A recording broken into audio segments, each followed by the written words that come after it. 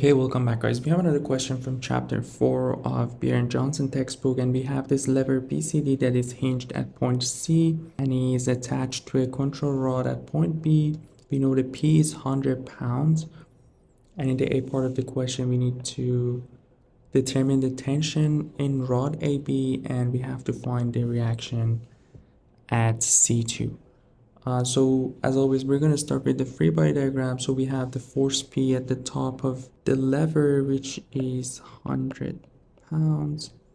We have point C, a pin, which has both X and Y components. So we have CX and CY. We're going to do both in this direction, see what happens later. If we get a negative sign, that shows that our assumption was incorrect. And we have a rod AB that is in tension, and the question is, this is the direction for T if we call the tension in the rod ABT, or this is the correct direction for the T. And the answer is, since we have the rod AB in tension based on the question, that means the rod AB is pulling from the two sides, and that way it will be in tension, but that's the force that is applying to the AB. And what we are drawing the free body diagram is the lever BCD, and the force that is applying to point B has to be in the opposite direction, same amount, which is a Newton's law. So this would be the correct direction for T. And that's pretty much all the forces that we have, and we're good to go with our equilibrium equations. So we have sum of all forces equals 0, and we have sum of all moments equals 0 too.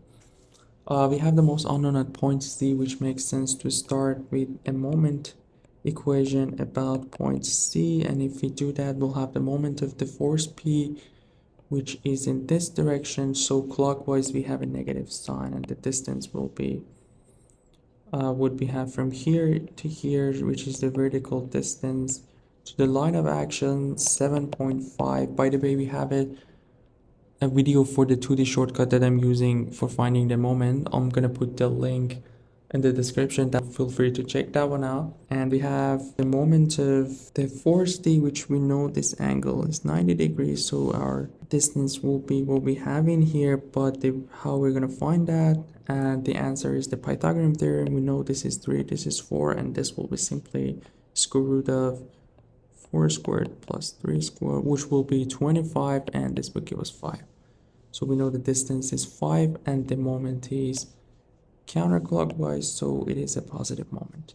So plus T times 5 equals 0, and there we go. This is our first unknown, the tension in rod AB, which will be 150 pounds. We didn't get any negative sign, and that would show that we had the correct direction, which we know from the beginning because it's mentioned in the question that is in tension. But even if it wasn't, we could have just started with this direction, and if we get a negative sign, that shows that the rod was actually in compression, which wouldn't be the case for this condition. And let's go with the sum of all forces in X direction, and this will be our X direction. And let's see what we have. So we have CX, and we have PX, and we have X component of T, which will be this force. So let's call this TX. And this will be our TY, but there is a missing angle in here that we need to figure out. If we call this, so we know that this was a right triangle that we have in here, and let's call this angle alpha, and if that's alpha, this will be alpha 2. And an easy and quick way to figure out the angle is that when we have two angles that each side is perpendicular to the other one, these two angles are the same. So in here we have this side perpendicular to this one, and we have this one perpendicular to this one. So these two angles are the same. We have the same thing in here. We have this angle perpendicular to this one, and this angle perpendicular to this one.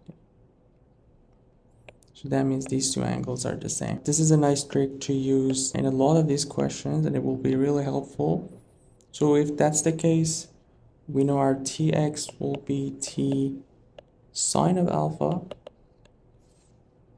And from here, we know sine of alpha is the opposite, which is 3 divided by 5. So we have Cx, we have 100 pounds for P, and we have 150 times sine of alpha, which is 3 divided by 5 equals 0.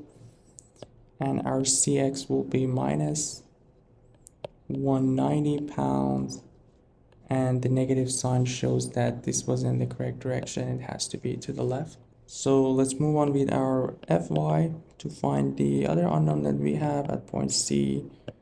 And we will have Cy plus Ty.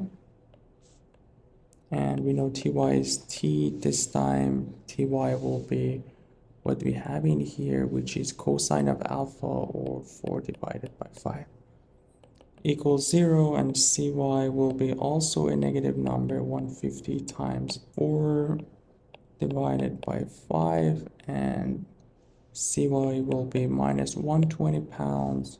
And again, we got a negative sign that shows it will be downward too. And if you want to find the magnitude of C, we'll have square root of Cx squared plus Cy squared, and it will be 190 squared plus 120 squared, and this will give us 225 pounds.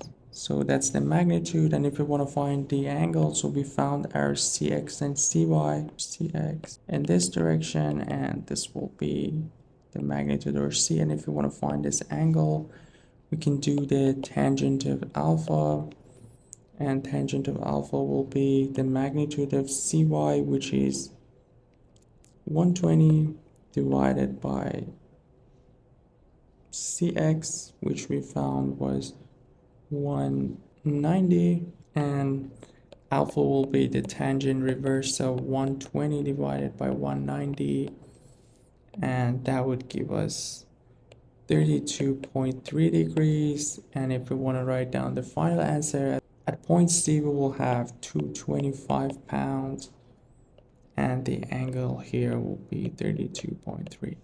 And that would be the final answer for this question. You guys take care, and I'll see you in the next video.